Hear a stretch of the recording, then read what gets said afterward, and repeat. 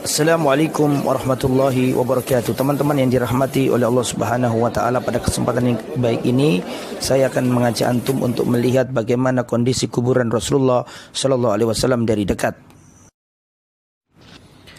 Ikhwatal iman, tersebar di internet gambar-gambar yang dianggap sebagai kuburan Rasulullah sallallahu alaihi wasallam. Ini tidak benar. Bukan ini kuburan Rasulullah sallallahu alaihi wasallam. Akan tetapi yang benar adalah gambar berikut ini. Ini adalah sebagaimana yang terdapat dalam Museum Masjid Nabawi atau Kota Madinah. Yang sebelah kanan kita lihat itu adalah kuburan baginda Nabiullah Muhammad sallallahu alaihi wasallam. Kemudian sebelah kirinya lagi, yang tengah itu adalah kuburan Sayyiduna Abu Bakar As-Siddiq radhiyallahu taala anhu. Yang paling kiri adalah kuburan Sayyiduna Umar bin Khattab radhiyallahu anhu. Kemudian nampak juga kamar Sayyidah Aisyah radhiyallahu anha. Beliau memberikan hijab setelah dikuburkannya Umar bin Khattab. Kemudian ini semua adalah kamar Rasulullah bersama Aisyah di masa Rasulullah masih hidup. Kemudian kita lihat ini adalah pintu Rasulullah keluar menuju Masjid Nabawi ke arah Raudhah. Kemudian pintu yang satu ini adalah pintu Rasulullah keluar menuju rumah-rumah istri Nabi yang lain. Adapun yang sebelah kiri ini adalah pintu jika Rasulullah sallallahu alaihi wasallam keluar dari rumah beliau.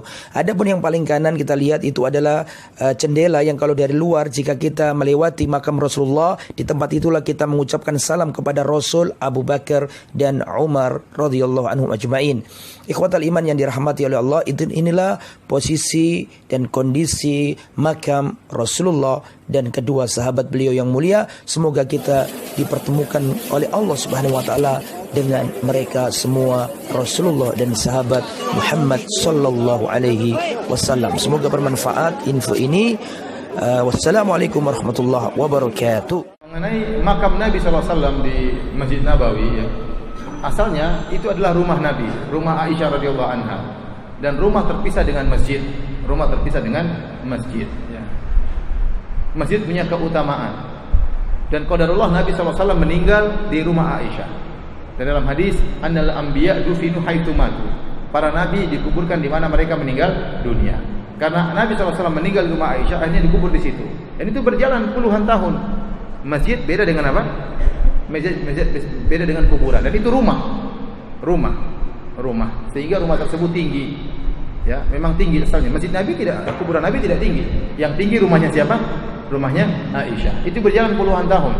Sehingga timbul khalifah-khalifah setelahnya, mereka mengadakan pelebaran masjid ke arah depan, ke arah kanan, ke arah belakang, ke arah kiri tidak. Karena di situ ada kuburan Nabi sallallahu alaihi wasallam. Sampai pada tahun 80 sekian Hijriah, terjadi pelebaran masjid ke arah kiri. Sehingga menjadikan rumah Nabi masuk dalam areal masjid. Jadi larangan yang ada dalam hadis-hadis yaitu membangun masjid di atas kuburan, ya, atau menjadikan kuburan sebagai tempat ibadah. Ini larangannya. Tetapi kondisi Nabi kondisi yang spesial. Karena rumah Nabi tidak mungkin dipindahkan. Rumah tersebut dipugar, jadi ada rumah yang mewah kemudian dibuat lagi, bukan mewah artinya bagus, kemudian dipagar dengan 3 tembok supaya orang tidak berbuat kesyirikan di situ, mengusap-usap kuburan Nabi dan macam-macamnya.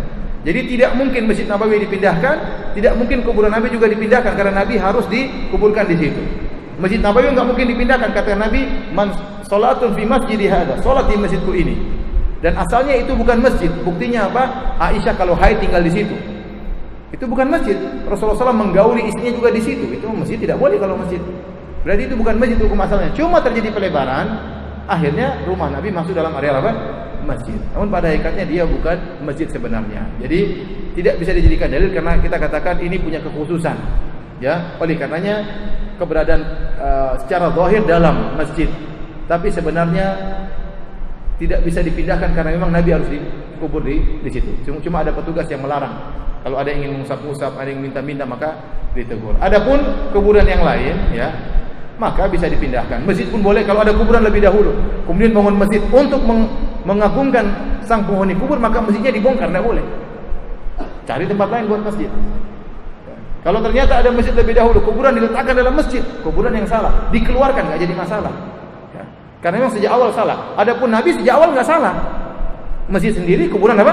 Sendiri. Kemudian berjalan dengan waktu terjadi pelebaran. Ya. Wallahu a'lam.